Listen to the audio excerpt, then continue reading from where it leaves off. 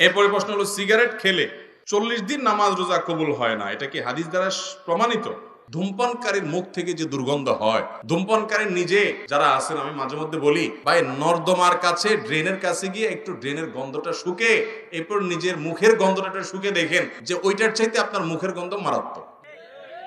আমি একবার ঢাকার এক হাসপাতালের মসজিদের পাশে সালাত আদায় করতে দাঁড়াইছি, আমার পাশে একজন দাঁড়াইছে, তার শরীর থেকে যেই গন্ধ, আমি চিন্তা করলাম এই লোকটাকে কিছু একটা বলা দরকার, কিন্তু বললে মাইদ্যরও খাওয়ার ভয় আছে।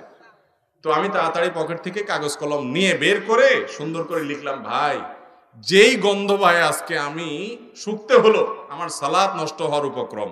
কি সালাত আদায় করছি, মনোযোগ পুরাটা আপনার দুর্গন্ধে আমার দখল করে নিয়ে গেছে। তো আল্লাহর রাস্তায় আল্লাহকে ভয় করেন, এটা আর করেন না। এটা লিখে কাগজটা আমি সাইডে রেখে, সে সালাতের মধ্যে আছে এই অবস্থা, আমি তার সামনে রেখে আইজো দৌড় কাইলো দৌড়, যে আমার দরকার হলো তার নাসিহা করা, মাইদ্যর খাওয়ার তো দরকার নেই।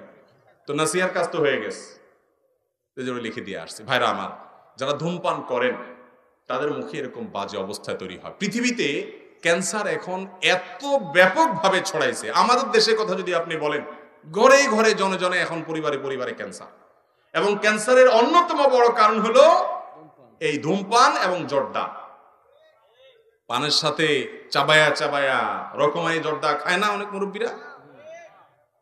ইবনে মাজার একটি বর্ণনা আছে, সেটি হলো, যদি কেউ মাদক সেবন করে, মাদক গ্রহণ করে এবং এর ফলশ্রুতিতে সে নেশাগ্রস্ত হয়ে যায়, 40 দিন যাবত তার সালাত কবুল হবে না, ইবাদত কবুল হবে না। তো ধূমপানটা তো, এটা তো এর ফলে এক নম্বর কথা হলো মানুষ আসক্ত হয় না, মাতলামি করে না, মাতলামি আসে না। দ্বিতীয় কথা হলো যে ধূমপান এমনিতে নাজায়েজ এবং গুনাহের কথা, সেটা নিয়ে কোনো সন্দেহ নাই। কিন্তু এটা এরকম না যে এটাকে মাদকের মধ্যে ফেলা যায়, এবং এর কারণে আসকারা হাদিসে আসছে, শুধুমাত্র শারিবাল খামার না, মানে শারিবাল খামার বা আসকারা, পদ পান করলো এবং নেশাগ্রস্ত হয়ে গেল, তার 40 দিন ইবাদত কবুল হবে না। অতএব ধূমপানকারীর জন্য এটা প্রযোজ্য না, কিন্তু এর মানে এই না যে ধূমপান করা জায়েজ কাজ বা গুনাহ হবে না, এটাও অবশ্যই না জায়েজ এবং গুনাহের কথা। নোংরা একটা জিনিস এই ধূমপান, বিষপান, লেখাই আছে যেটা স্বাস্থ্যের জন্য ক্ষতিকর, তারপর আবার পয়সা দিয়ে কিনে খাই। আল্লাহ তাআলা আমাদেরকে বুঝার তৌফিক দান করুন। এই নোংরা জিনিস খাওয়া যাবে না ভাইরা। কিন্তু 40 দিন ইবাদত কবুল হওয়া না হওয়ার যে হাদিস, সেটাই ধূমপানের ক্ষেত্রে ফিট হবে না। অনেক রাত হয়ে গেছে, আর দরকার আছে দিলে তো সারা রাত দেওয়া যাবে যেগুলো আছে। তো আপনারা অন্য কাজ সারেন না, অন্য কাজ না, আপনি ওই যে ভাই আছেন, ভাই কথা বলবেন, অন্য আলেমরা আছেন। হ্যাঁ